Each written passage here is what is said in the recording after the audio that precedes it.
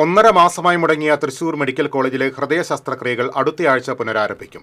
സ്ഥലം മാറിയെത്തിയ ഹൃദയ ശസ്ത്രക്രിയാ വിദഗ്ധൻ ചുമതലയേറ്റു.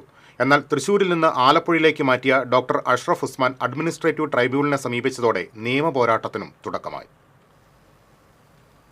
1 മാസത്തിലേറെയായി ഹൃദയ ശസ്ത്രക്രിയ മുടങ്ങിയ സാഹചര്യത്തിലാണ് സ്ഥലം മാറ്റത്തിലൂടെ പ്രശ്നപരിഹാരത്തിന് സർക്കാർ ശ്രമിച്ചത്. ഹൃദയ ശസ്ത്രക്രിയ സമയത്ത് രോഗിയുടെ ജീവൻ നിലനിർത്തുന്ന ഹാർട്ട് ലങ് മെഷീൻ പ്രവർത്തിപ്പിക്കുന്ന പെർഫ്യൂഷനിസ്റ്റിന്റെ കാര്യക്ഷമതയെ ചൊല്ലിയായിരുന്നു വിവാദം.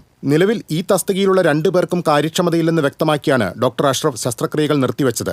2 പെർഫ്യൂഷനിസ്റ്റുകളിൽ ഒരാൾ PSC വഴിയും രണ്ടാമത്തെയാളെ ആശുപത്രി വികസന സമിതിയും നിയമിച്ചവരാണ്. ഇവർക്ക് ഈ ജോലിയിൽ ആവശ്യമായ പരിചയമില്ലാത്തതിനാൽ മുൻപുണ്ടായിരുന്ന ട്രെയിനിയാണ് ആശ്രയിക്കുന്നതെന്ന് ഡോക്ടർ അഷ്റഫ് ഉസ്മാൻ നേരത്തെ മേലധികാരികളെ അറിയിച്ചിരുന്നു. ശസ്ത്രക്രിയകൾ മുടങ്ങിയതോടെ പ്രതിഷേധം ശക്തമായി. തുടർന്ന് മെഡിക്കൽ എഡ്യൂക്കേഷൻ ഡയറക്ടർ നിയോഗിച്ച സമിതി അന്വേഷണം നടത്തി റിപ്പോർട്ട് സമർപ്പിച്ചു. ഇതിന്റെ അടിസ്ഥാനത്തിലാണ് ഡോക്ടർ അഷ്റഫ് ഉസ്മാൻ ആലപ്പുഴയിലേക്കും ഡോക്ടർ K കൊച്ചുകൃഷ്ണനെ തൃശൂരിലേക്കും മാറ്റിയത്. ഈ സ്ഥലം മാറ്റം ചോദ്യം ചെയ്താണ് ഡോക്ടർ അഷ്റഫ് അഡ്മിനിസ്ട്രേറ്റീവ് ട്രൈബ്യൂണലിനെ സമീപിച്ചിരിക്കുന്നത്. പരാതി ഉന്നയിച്ച ഡോക്ടറെ സ്ഥലം മാറ്റിയത് രാഷ്ട്രീയ സമ്മർദ്ദത്തിലാണെന്ന ആരോപണവും ഉയർന്നു. ആശുപത്രി വികസന സമിതി നിയോഗിച്ച പെർഫ്യൂഷനിസ്റ്റിനെ സംരക്ഷിക്കാനാണ് ഡോക്ടറെ സ്ഥലം മാറ്റിയതെന്നാണ് ആക്ഷേപം.